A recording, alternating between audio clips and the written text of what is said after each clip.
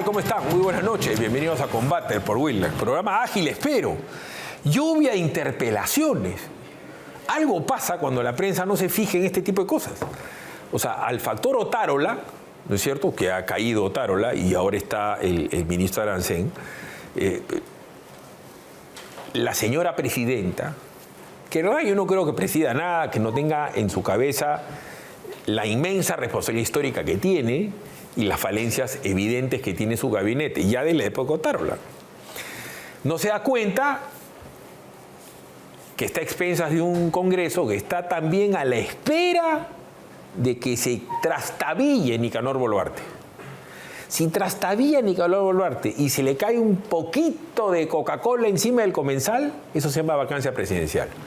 Pero ha comenzado un proceso de fileteo, hablando en términos gangsteriles. A ver, les cuento.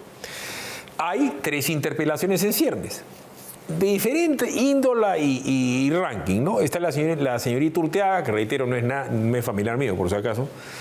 Yo tampoco soy dueño de cómo se llama, el tren de Machu Picchu, ese de Porky, no somos familia de la señora, porque salió una infografía en Sudaca, una de estas cosas, no sé, pues, ¿cómo se llama la otra cosa? Es Huayca, que yo era primo, no la conozco, no tengo el gusto de conocer a la señorita. El hecho es que a la señora la van a interpelar por el tema de esta venta virtual de las entradas a Machu Picchu. Y fácil la bochan, ¿ah? Porque tampoco es que este gobierno tenga bancada, ¿cierto? Entonces, Leslie Urteaga, ministra de Cultura, no ha sabido manejar algo tan sencillo como eso. Muy hábil no será la señora. Prueba de que no es mi familia, porque nosotros hábiles somos. El ministro del Interior, hay una película muy famosa, La Milla, ¿no? Dead Man Walking. El señor que ustedes lo ven, parece, y la verdad es que ha muerto hace unos 2 o 3 meses, pero no ha leído el obituario. El tipo es lo que le sigue inútil. Es evidente que el Perú tiene un problema sideralmente grande con asaltos, raqueteos, no los voy a aburrir, que acaba de fracasar por voz de la Presidenta de la República, no por voz mía, ni del doctor Lamas Pucio, ni Iván Arenas, mis invitados del día de hoy, no, porque Dina Boluarte lo puso por escrito, de que este señor había fracasado, que había fracasado su estado de emergencia acá en Lima y ahorita estamos en un estado de emergencia en Patás y nadie sabe de qué trata. Entonces, este pata también lo pueden bochar, ya van 2. El señor Raúl Pérez Reyes, que debe haber sido monaguillo de una caregüeno. O sea, este señor, yo sé que es inocente cualquier cosa. Tiene caregüeno, ha sido ministro de una cosa, ministro de otra cosa, y lo están cuestionando por el tema de los controladores aéreos en el aeropuerto Jorge Chávez. Y hay un rochezazo que se viene, ¿eh? Espero que se hayan puesto las pilas, pero así cortito nomás les cuento, ¿eh? Había una inspección de la DAA, es una división americana de verificación internacional de las condiciones aeroportuarias, y el Perú ha salido jalado. Esto ya ha pasado hace como, ¿no?, unas 3 semanas, 4 semanas. Y por si acaso ya saben todos los que tendrían que saber, ¿eh? O sea, esto le puede reventar al señor y tiene que ver, entre otras cosas, con controladores aéreos. No los voy a aburrir mucho, pero el Perú está en un problema sideral, ¿eh? Y estamos ahí nomás, ¿eh? Andaba un examen y falta la nota. Yo me acuerdo cuando daba exámenes malos, yo sabía que me iban a jalar. No me habían dado la nota, pero yo sabía lo que venía. Por eso siempre mis exposiciones de inglés eran sobre los dinosaurios. Pero en fin. Pero además, en adición, y ahí estaba Acuña, van a interpelar muy probablemente al ministro de Salud, al Chatito de la Alforja, y ya van 4. ¿Por qué? Porque él se jactaba de ser un especialista. Él decía algo así que yo soy el que sé de gestión de salud. Entonces, cuando tú eres Chatito, el Chatito de la Alforja, y tú dices yo soy el que sé, salvo que seas Romario de Sousa Faría, number 1, que decía yo sé, dame la pelota y la meto. Si no eres Romario, estás en un problema con el dengue, y no solamente el dengue, porque resulta que hay un tema serio, que las farmacias ya no están obligadas a vender genéricos. Entonces, el Ministerio de Salud ha emitido un decreto de urgencia en el año 2019 que tiene una vigencia y ha quedado pues, en el aire. La gente malicente dice que es un lobby pues, de Rodríguez Pastor, de Incafarma, de Mifarma y tal. Independientemente de las maledicencias, el hecho es que no están obligados a vender genéricos, lo cual ha generado un problema sideralmente grande, porque la diferencia de precio entre el genérico de marca y el de marca es abismal. Explico el negocio como pa' bruto, para que el chatito de la alforja lo entienda, porque de repente no se ha enterado. El genérico es el ácido acetil salicílico, ¿correcto? O el ibuprofeno, ¿no es cierto? O el paracetamol, ¿correcto? El genérico de marca es el Dolomix, Dolofan, Tipipin, Papapán, ¿correcto? El de la marca de la farmacia. Y el otro es la aspirina, ¿no es cierto? El ácido salicílico y la aspirina de Bayer, ¿correcto? Entonces, entre este precio y este precio hay 200 millones de dólares, ¿correcto? Entonces, al no vender las farmacias el de acá, venden el de acá, que es el de ellos, por el que ganan más billete que por el de acá. Porque esa es su marca, lo han empaquetado, le han puesto una cadena y te arriman el piano hablando en francés. Ya, ese problema le ha reventado en la cara, además del dengue, al que dice que es Romario y no le meten cola al arcoíris. Hoy vamos a hablar también de la convocatoria del señor Fossati. Y por supuesto, esto ha puesto hecho un pichín al colegio médico que ya está recontragolpeado. Escuchemos al doctor Raúl Urquizo. ¿En qué estaba pensando el chatito de la alforja al no prorrogar esto? Lo tiene que prorrogar de inmediato. Yo no creo en la teoría del lobby. Nadie puede ser tan inútil, pero si es por el caso, se le suma el problema. Pero además, en adición, ¿no es cierto?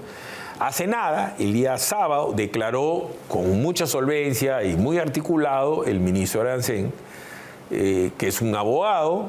Ustedes saben, no le va a gustar a Lamas, los abogados no van al cielo. El abogado siempre argumenta y bien. El abogado bien estructurado argumenta en el mismo día la pena de muerte y la salvación de tu alma. Pero el señor ha salido a decir que él no... Mal haría yo en sacar ministros si no los conozco. Espérate un momentito, pero tú eres el jefe de todos estos señores y tú eres el jefe del Poder Ejecutivo. Eres un semipresidente. Entonces, ¿cómo que no los conozco, no sabes la realidad? O sea, porque estás en Washington, en la OEA, no sabes lo que está pasando.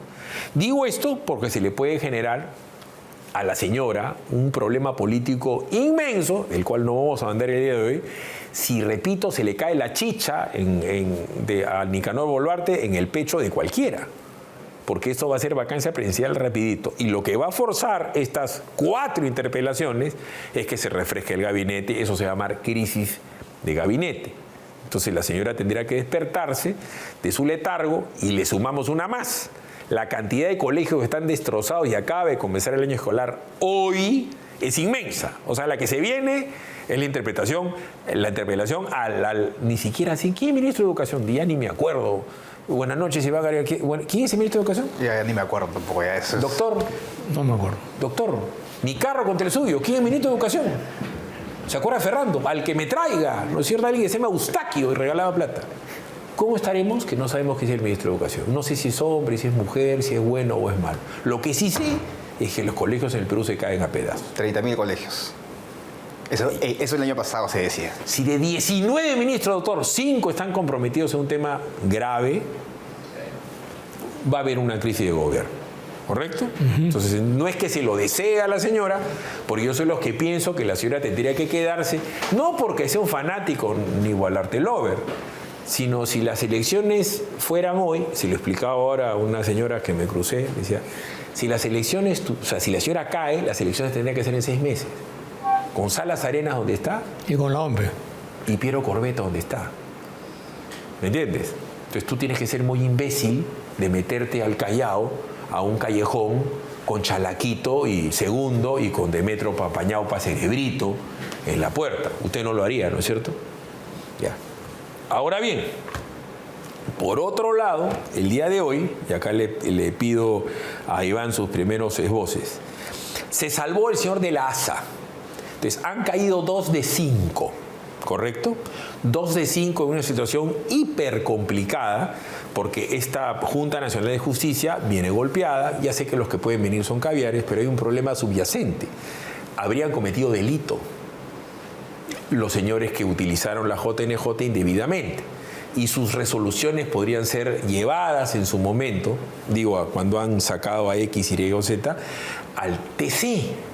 ¿Cómo queda al día de hoy la JNJ?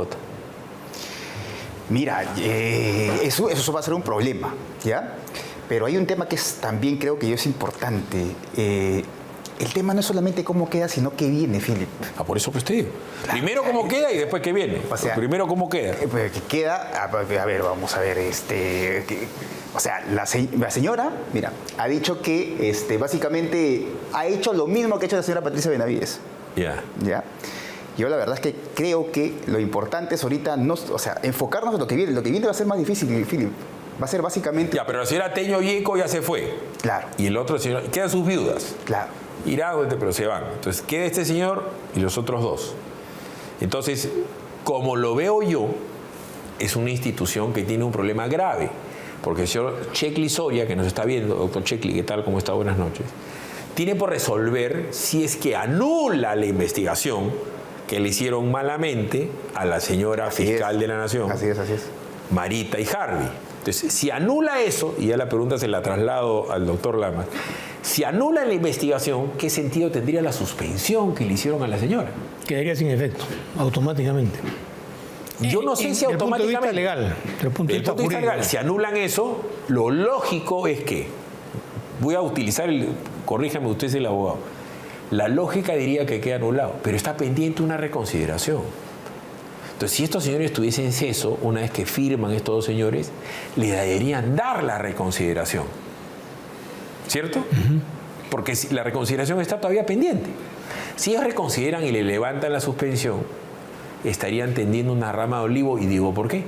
Porque si la señora regresa a ser fiscal de la Nación, tiene para impedir investigación por hay un delito, ¿no? Uso indebido del cargo, ¿cierto? O abuso de autoridad. Sí. Y abuso de autoridad, ¿cierto? Entonces, ella podría investigar a los que la suspendieron, lo cual ya sería pues una hecatombe, ¿o no? Lo que pasa es que no podemos individualizar el contexto de lo que va a suceder solamente pensando en lo que sucedería si la doctora Benavides regresara. Ajá. ¿Por qué? Porque en el contexto de lo que significa la institución como Ministerio Público, han habido una serie de contrarreformas a raíz de la presencia del nuevo fiscal provisional. Correcto. Para los efectos de poder restituir en alguna medida un poder que subyacía, que a partir de Benavides se empezó a debilitar. Entonces, lo que se generaría es agudizar aún más la crisis dentro del Ministerio Público con efectos impredecibles. Porque lo que está sucediendo en el Ministerio Público, lo que dice Villanueva, que dicho sea de paso también cuestiona a Benavides y a otros personajes, generaría una especie de implosión dentro del Ministerio Público con mucho mayor proyección en efectos de desestabilización institucional hasta lo que ha sucedido en este momento. Por eso acabo de decir yo, pues, si viene el mosaico que se llama Nicanor Boluarte y le derrama la chicha en la tremenda corbata al señor, usted se va a quejar con el dueño del circo, ¿no? Porque el mozo te ha tirado la chicha, ¿no? Entonces, este mozo que ha tirado la chicha es el hermano de la presidenta y eso es usurpación de funciones, tráfico de influencias, cohecho. Entonces, y la presidenta por eso se va a su casa de inmediato. Porque el juicio político, Iván, es tu apreciación sobre. Así es. De los 130 galifardos que tenemos ahí, la van a bochar en 2 patadas a la señora. Eso es uno. Pero lo otro también, y te pido tu comentario al respecto. Digamos que Patricia Benavides es D'Artagnan, ¿ya? Pero Athos, Porthos y Aramis son Sánchez, el señor Villena y la señora esta, que se le han volteado. Entonces ella va a llevar a la Junta Fiscal y se va a ver una víbora, una anaconda y una cobra.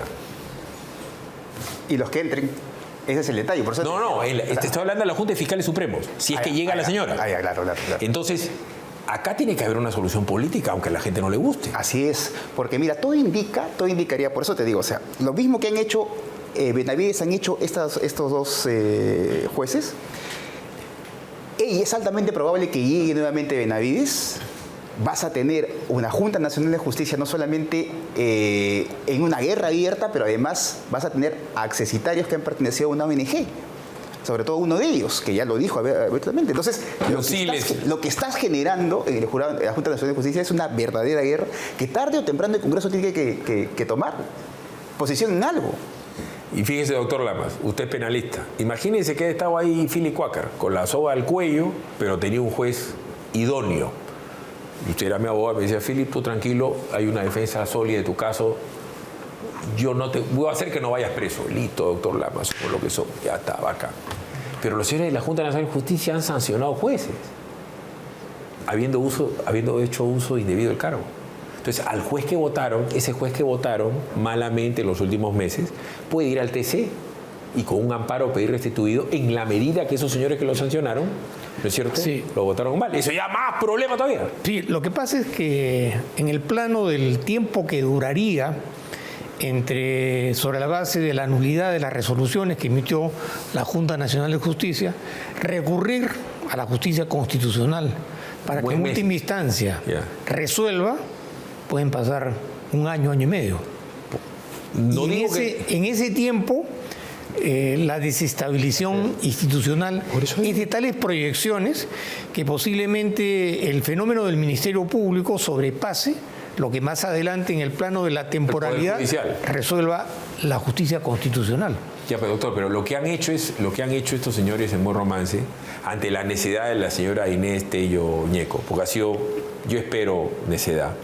No tengo noticia de que la señora sea corrupta, ni tampoco creo que le haya movido los 30.000 soles mensuales, ni pero siquiera entonces, la circulina. ¿Qué razón te podría explicar para que ella persistiera y persiste todavía en No, ya se llevó sus cosas. ¿Ah? No, está bien, pero digamos política o mediáticamente sale a reprochar la decisión, cuando en realidad debería ya mantenerse al margen. Yeah. La pregunta que uno se hace es ¿por qué persistió de manera tan majadera en un esquema que ni siquiera había sido ideado por ella, sino que en realidad ella era una herramienta de unas decisiones que estaban en el entretelón de la situación? Pero uno se pregunta por qué una persona de tanta trayectoria, que se convirtió en un símbolo de la lucha contra la corrupción, ha terminado en una situación tan desmerecedora de toda su trayectoria. Ubris, el síndrome. Sí, pero digamos, Doctor, yo trato con políticos todos los días, ¿ya? El común de los políticos es gente que no roza la medianía, que tampoco tiene ni fama, ni fortuna, ni apellido, ni abolengo, ni nada. Entonces, en su cabeza no solamente es el ascenso social, es el sentir el poder, la autoritas. El que te abra la puerta a un mayordomo, el tener secretaria, el tener... Y yo conozco casos de gente que son reales muertos de hambre, a los que tú le pones 30.000 soles mensuales, es como que yo le ponga 30 millones de dólares a usted. Usted está acostumbrado a su corbata, a usted no toda una vida. Usted es Lamas con o sin estudio. Pero el común de los políticos, y los jueces se han convertido en políticos, y los fiscales se han convertido en políticos, yo espero que esta señora no haya, en estas últimas horas, sopesado el problema en que se ha metido, en el papelón que se está comiendo. Yo creo que solamente por la circulina. Yo creo que ha habido todo un proceso que tiene diferentes componentes, que evidentemente el peso político respecto a la decisión y a la forma como se creó este fenómeno de la Junta Nacional de Justicia tiene una explicación mucho más compleja y más profunda. No, claro, hay un poder subyacente. En el sentido de que personajes en términos mediocres, por emplear un término o una palabra, han sido utilizados en este esquema, capitalizando, digamos, ciertas debilidades, ¿no? Hay un poder evidente, pues, claro, pero en la vida hay un límite, en el caso particular de la señora, ¿no es cierto?, es una nubilación. O sea, hay gente que la puede llamar necedad. Pero estás hablando de una persona que es perito en derecho, doctor. Es como que usted se equivoque. Por eso te explicaba, no se puede equivocar. No puede haber una justificación de esa naturaleza para una persona que ha administrado justicia durante tantos años y que ha tenido un límite, pues, de entendimiento, de percepción de la realidad. Doctor, o sea, por más que tú tengas un ego desmedido, hay un límite en la que tú tienes que darte cuenta que ya no puedes ir más allá. Pues. Pero, Philly, yo creo doctor, yo conozco gente que no tenía plata para pagar la luz la semana previa de ser ministro. Y yo los he visto después de que son ministros. No, pero esta señora tenía un sueldo de jubilación, tiene una propiedad... Pero es el oropel. Doctor, yo he visto un exministro que da mucho la tiendecita blanca. Es tan guachafo que hasta el día de hoy espera, el chofer cuadra, ¿no es cierto? Espera que el chofer baje y que le abra la puerta. Ese tipo es un muerto de hambre. No sé de qué vive. Pero y mire los congresistas. Usted ha visto, yo los veo cuando llegan al Congreso. O sea, ellos creen que están llegando al Capitolio. Ellos son Tinkerbell llegando al Magic Kingdom. Entonces, aunque a nosotros que somos seres normales, porque gracias a Dios no estamos metidos en la política, hay gente que sí se vuelve loco por el título. Miren el problema en que están, porque los pueden acusar de un delito. Y por último, todos esos Arenas y los Lamas y lo que han dejado tirado, les pueden meter una acción de amparo. Y van a terminar repuestos y pidiendo que les paguen lo que no les pagaron. Es un problemón en el que se han metido. Pero al final hay otro tema que es importante que tú has mencionado, es parte de la politización de la justicia. Y yo creo que ellos, me parece, además de, evidentemente, la circulina y además de sentir las 2000 de poder, yo creo que ellos se han sentido respaldados casi siempre por un sector de la política y la media, que todos sabemos, evidentemente, qué influencia tenía en el Poder Judicial, pero sobre todo en el Ministerio Público. Yo creo que ellos creían que todavía podrían sobrevivir como parte de esta politización de la justicia y no se han dado cuenta que la correlación de fuerzas han cambiado dentro inclusive del Ministerio Público, a tal punto que la correlación de fuerzas puede traer que la señora Benavides pueda ser nuevamente restituida. Por eso, o sea, pero insisto, en el caso de esta señora es esto, y en el caso de los demás señores, todo el mundo pensó que en su momento, a ver, después del virrey Amat, ¿quién tuvo más poder pues que Vega Amat? No sé. Abascal. Leguía, Abascal, Amat, Leguía, era pues el dueño del Perú, ¿no? Odría, Velasco, Alan García 1, Fujimori 2 y 3, o Montesino. Ahorita ultimito, doctor, vamos a hablar de Vizcarra. Claro. Vizcarra es un semidios, ¿o no? Entonces, toda esta gente cree que el poder va a ser... Y no, pues se les cae. Entonces, todos pensaron que forcejeando y se agarraban de la teta... Olvídense que sean caviares, porque lo mismo pasó en su momento con los apristas y lo mismo pasó con Fujimori. O sea, esto siempre ha pasado en el Poder Judicial. Pero un sector de la prensa también tiene mucha responsabilidad en hacer el tema. Perdón, y les va a caer la quincha. Porque en alguna medida exacerbaban ese tipo de circunstancias para generar una expectativa que no era real y que necesitaba de manera recíproca personajes que se prestaran al juego, pero que en el trasfondo el interés era totalmente otro y distinto. En otras palabras, se dejaron utilizar. A tal punto, disculpa, a tal punto que algunos periodistas que de alguna otra manera pertenecieron a ese bando, que no hicieron periodismo sino política, ya reconocen esos hechos. Y han reconocido y han dicho. Estás hablando de Gustavo Lerner Rodríguez, pero vuelvo a lo mismo, los que tienen un poquito de memoria. Cuando existía el Sistema Nacional de Movilización Social y el Sinacoso, Sinamos, los que eran los chupamedias de Velasco, tuvieron un momento absolutamente gris y triste cuando regresa Velasco, cuando regresa Belaúnde. Devuelve los medios de comunicación a sus legítimos dueños. ¿Dónde se fueron esos? A freír monos. ¿No es cierto? Y después vino Fujimori. Acuérdense que la señora Mónica Elsa se tuvo que ir del Perú 10 años. Que el señor Lucas se fue escupido en el aeropuerto. ¿Se acuerdan o no? Lo que le hicieron a Raúl Romero, que no era una figura de prensa. Pero ¿cómo lo trataron? Y esto va a pasar ahorita. Porque si viene un fiscal y le dice a la señora Rosa María Palacios, tráfico de influencias con lo que han hecho, y hay alguien que dice, sí, yo moví porque me dijeron... ¿Pero tú crees que hay un fiscal en los momentos actuales que tenga la suficiente valentía y fortaleza para poder tomar una decisión de esa naturaleza? Se lo respondo muy fácil, doctor. ¿Usted creía que había un fiscal que iba a acusar a Montesino en su momento? ¿Usted creía que había un fiscal que iba a meter preso a Vizcarra? Pero las condiciones fueron totalmente distintas y diferentes. Doctor, hubo un patita que se llamaba Felipillo, traicionó al Inca. El Perú, la gente se voltea más rápido que una media. Ahorita la gente ya no quiere a Gareca, que era lo más parecido a Papá Noel. Lo ven a Gareca en la calle y lo atropellan, lo ven a pasar, lo atropellan a Gareca. El Perú es así. El Perú es el país de la traición y de la envidia. Si no, no estaría como estamos. O sea, todo lo malo que les pueda pasar a los que dejan el poder, les pasa. Es lo que estamos viendo. Claro. Odebrecht, que en Brasil era el dueño de Brasil. Y por si acaso había un patita que tenía más plata que Odebrecht, se llamaba Eike Batista. Están en la cana. ¿Me entiendes? Pero, en fin, la correlación de fuerzas ha cambiado. O sea, eso es evidente. Pues te digo, entonces, ahorita es impredecible lo que vaya a pasar, porque no necesariamente va a regresar Patricia Benavides. Si regresa, la señora no tiene que hacer las torpezas que ha hecho. Mira, regrese o no regrese, el futuro es bastante incierto, sombrío, en el sentido de la desestabilización de la institucionalidad y el Estado de Derecho, que genera una situación de vulnerabilidad a un país, a un Estado, que también puede ser capitalizado, como que no descarto esas debilidades como parte de un proyecto político a mediano plazo. Eso se llama el anarcocomunismo. O sea, ¿cuál es la situación de la anarquía? La anarquía lleva a la anomia.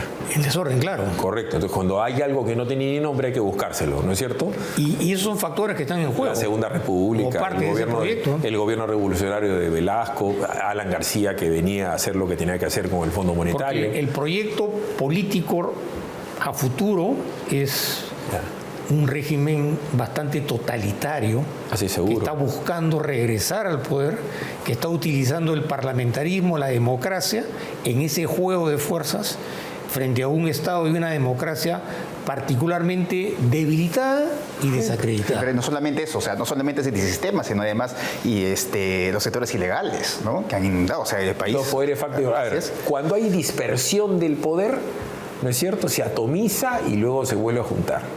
¿No es cierto? Se fusiona y se fisiona.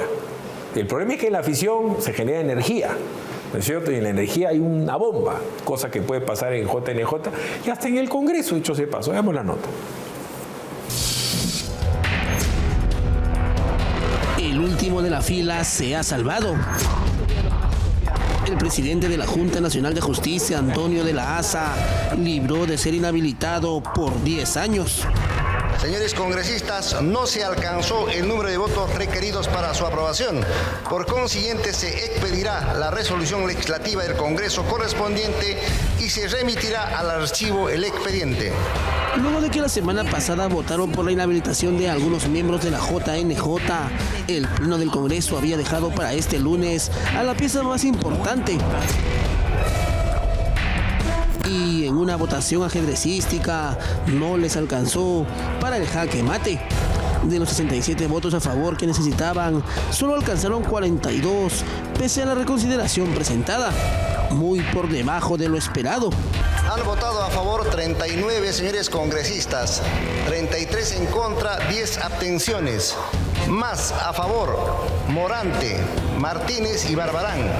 Con esta última votación, el proceso que inició el Congreso para cambiar a todos los rostros de la Junta Nacional de Justicia culminó solo con 2 inhabilitados, Aldo Vázquez e Inés Tello. Esta última ya hasta habría retirado sus pertenencias de la que fue su oficina. Ahora quienes asumirán el cargo en la JNJ en reemplazo de los que fueron inhabilitados por 10 años son los abogados Abraham Siles y Mónica Rosell. De Siles conocemos por su propia boca la afinidad que tuvo con el IDL, pues trabajó con ellos. En esa época entonces yo tuve un vínculo de trabajo en asociación con el Instituto de Defensa Legal. A Mónica Rosell, cuando fue entrevistada como aspirante a la Junta, se le consultó por una presunta cercanía con la ex primera dama Nadine Heredia. En su respuesta dijo conocerla solo por televisión. Me parece muy creativa la denuncia, porque yo a la señora Nadine Heredia no la conozco más que por televisión. Solamente la he visto en lo que las noticias y sus apariciones públicas han mostrado. Rosell es una habitual consultora del Estado. Entre 2008 y 2022 se hizo con 260.380 soles por servicios que brindó a entidades como el Ministerio del Ambiente y el Ministerio de Relaciones Exteriores. Si bien este lunes ya no se movieron más piezas en la Junta Nacional de Justicia, la jugada final nos deja una fotografía de 2 que se van y 2 que llegan. Si esto es para bien o para mal, solo el tiempo lo dirá.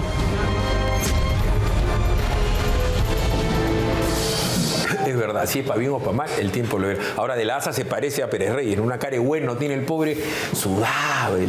Pero es un papelón que te inhabilita en 10 años por hacer espíritu de cuerpo con la señora. ¿En qué condiciones? Bajo esas circunstancias. Es que en realidad todo nació torcido desde un primer inicio. Claro que sí.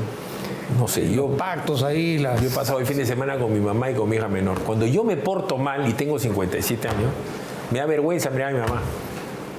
O sea, yo hago una tontería, cualquier cosa que tenga que ver con malos modales, cualquier tontería, botar un papel a la calle, esas cosas que hacemos los seres humanos. Me da roche mirar a mi mamá porque mi mamá me educó bien. Imagínate estos señores llegar a su casa y estar en este trance una semana, que si te votan, que si no te votan, que la votación, que la reconsideración. Inhabilitado 10 años para el cargo público, Iván, no puede ser ni siquiera chofer de un ministerio. Es destrozar tu carrera política y la señora está expuesta a una denuncia penal que va a perder. Así es. Además, a esas alturas de la vida, ya en el... Además, cuando ella tenía unas...